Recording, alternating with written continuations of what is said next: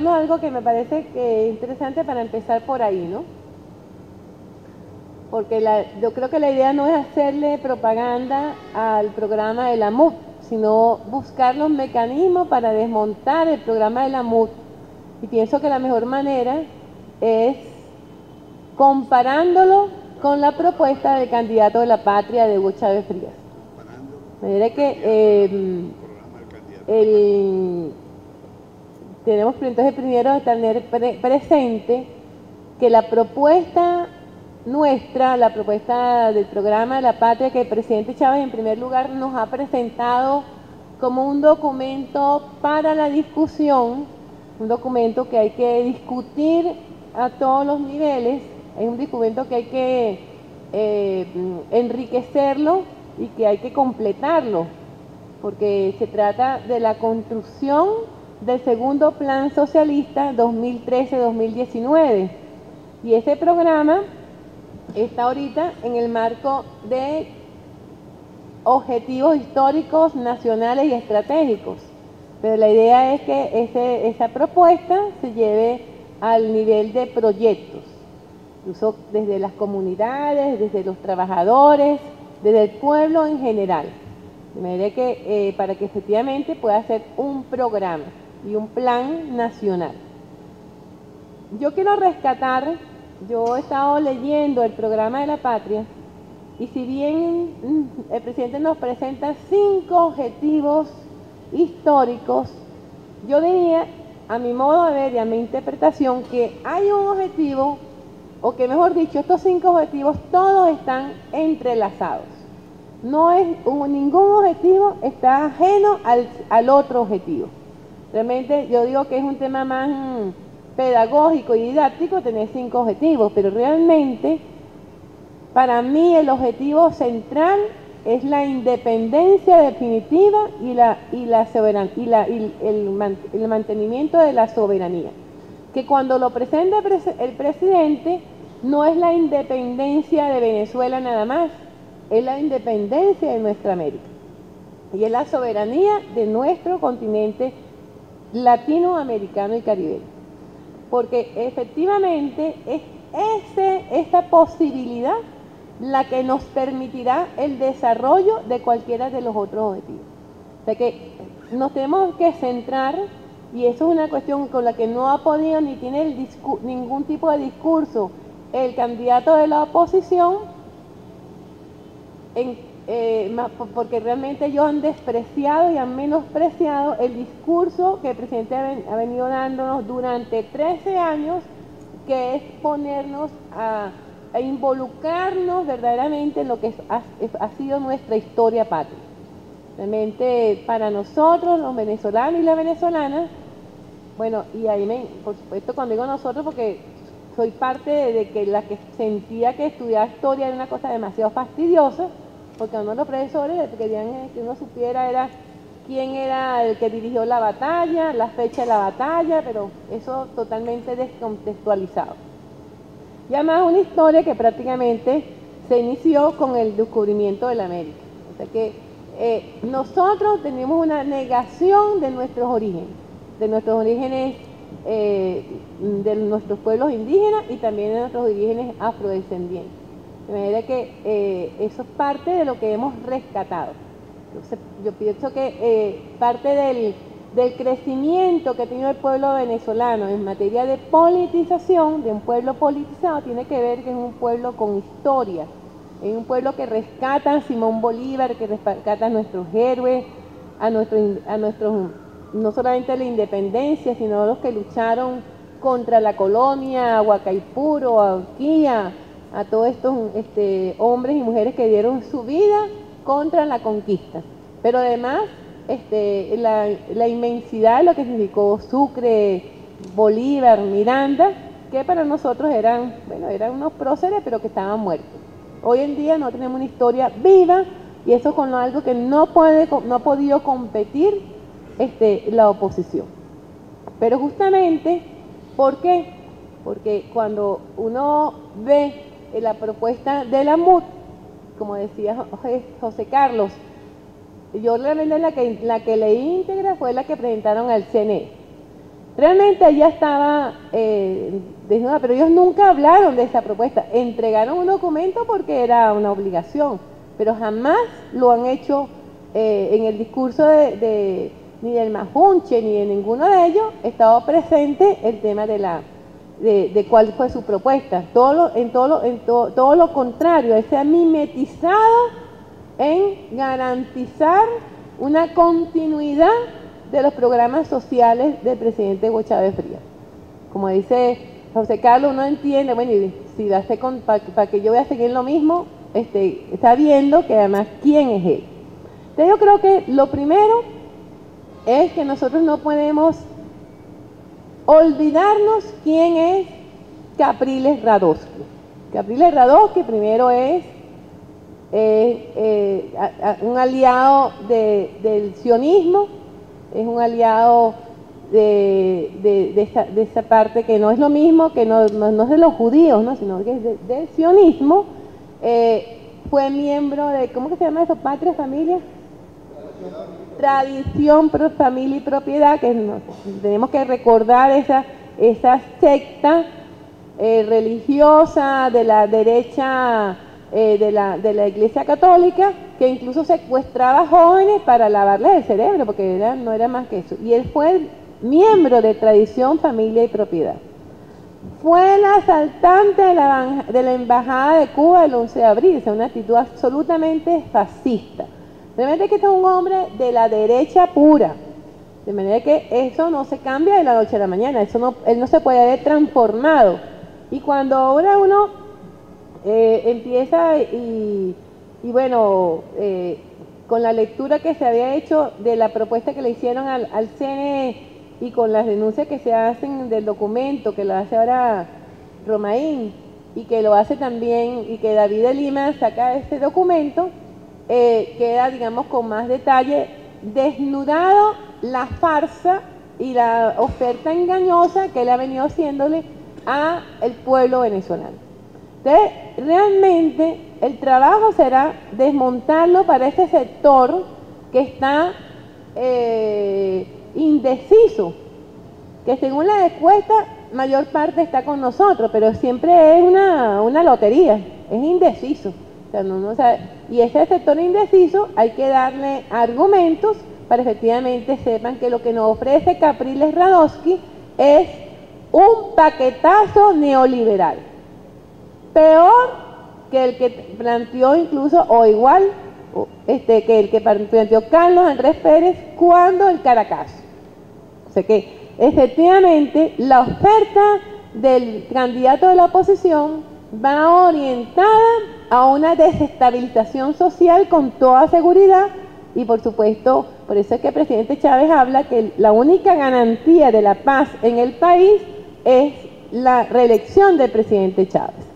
Y es interesante conocer por qué él dice eso, no es porque, bueno, además porque lo queremos y por el tema místico que hay, entonces no, es porque efectivamente él garantiza un programa y una propuesta de inclusión social. Entonces, que para nosotros tiene que ser fácilmente digerible, porque se trata de primero reconocer lo que ha pasado en estos 13 años, con las dificultades, con los errores, con las debilidades, pero los avances que hemos tenido en estos 13 años son incomparables con lo que ocurrió, incomparable en materia de que estamos lejos, años luz, de los logros que puede haber tenido la Cuarta República en 40 años. Nosotros recibimos un país sumido en la pobreza. Cerca del 60% de la población estaba en la pobreza. Hoy en día, todas las cifras reconocidas por los organismos internacionales nos dan que la pobreza en Venezuela está alrededor del 22% y la pobreza extrema alrededor del 7%, cuando la extrema estaba en más del 20% en el año 98. De manera que eso no ha sido una cuestión mágica, ha habido una intencionalidad y una propuesta que ha logrado que eso ocurra, y efectivamente las misiones a partir del año 2004-2005 han contribuido extraordinariamente a reducir la pobreza en más del 50%. Todavía el presidente de Chávez dice, hay bolsones de pobreza, y por los bolsones de pobreza hay que ir a buscarlos, porque a veces la pobreza extrema no tiene acceso a nada, porque su condición de exclusión le hace inaccesible incluso los programas. Yo tuve una experiencia, casi nunca soy anecdótica, pero es que me impresionó tanto.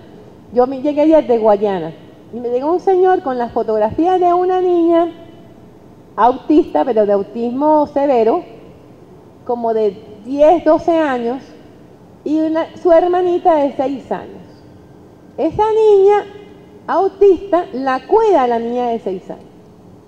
Viven en un cuchitril, la mamá la encierra, no por mala, sino porque realmente la mamá tiene que salir a trabajar, la encierra en un cuarto donde no hay nada, ni muebles, ni nada, para que la otra niña no se haga daño.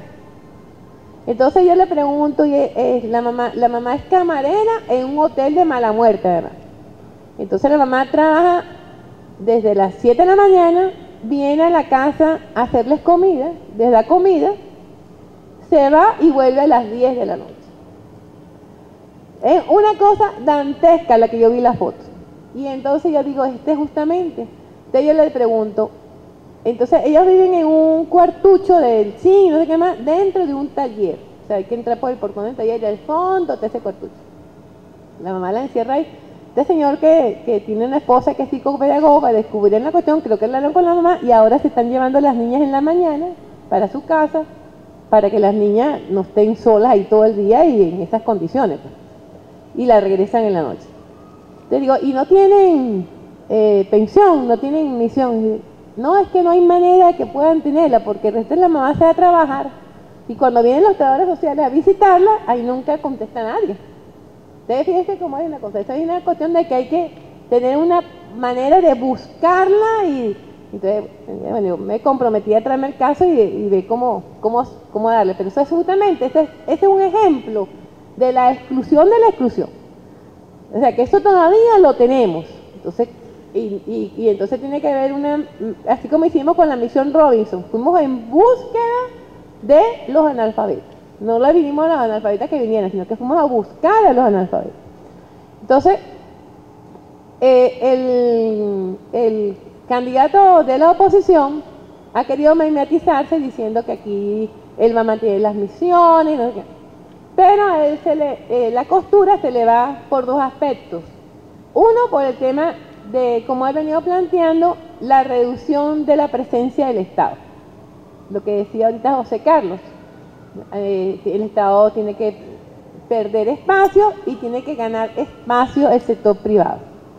Bueno, cuando eso lo desmenuza Romain, entonces claro, entonces todo el tema de las privatizaciones que van incluso abarcando la seguridad social, serían los fondos de pensiones que estuvieron planteados en los años 90, sería la privatización del sector salud, que también estuvo planteado en el pasado, sería la privatización del sector educativo, seguramente fundamentalmente en el universitario, que también estuvo planteado en el pasado, y el tema de PDVSA, que para mí es fundamental, porque justamente aquí es donde la costura se le da totalmente en contra, digamos, del tema de la conquista de la soberanía que nosotros hemos logrado en función de nuestros recursos naturales.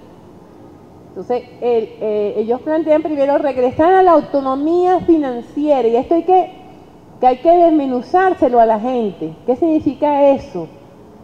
Cuando nosotros estábamos en el año 2002, 2003, antes del paro petrolero, antes del golpe de Estado, yo me acuerdo que el ministro de Energía y Minas era Silva Calderón, y él era mi vecino en el Consejo de Ministros. Y Silva nos contaba permanentemente cómo él no tenía ninguna información de lo que pasaba en PDVSA. Él era el ministro, él no sabía el presupuesto de PDVSA, él no tenía los balances de PDVSA, eso no llegaba a la asamblea nunca, a veces llegaban 2 años después, o sea que era una cuestión, eso como decíamos, un Estado dentro del Estado, porque era realmente la autonomía. Entonces imagínense, la renta, o sea lo que sobraba de ganancia, de los excedentes, que era mucho menos que ahora, porque efectivamente la regalía era del 1%, y entonces realmente nosotros le regalábamos el petróleo a las transnacionales, le regalábamos el petróleo, porque nos regalamos el petróleo a $8 el barril, se lo estábamos regalando. Y entonces nos acusan a nosotros que nosotros regalábamos el petróleo. No, los que regalaban el petróleo eran ellos. Pero además, los excedentes se los repartía la tecnocracia, con todos los bonos que se daban, todo ese tipo de cosas, era un reparto de las ganancias.